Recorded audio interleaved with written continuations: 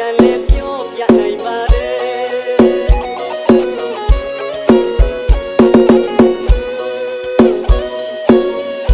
ကျုံဆုံးသမျှရဲ့အရာအလုံးငါရည်စက်တွေပါခွဲ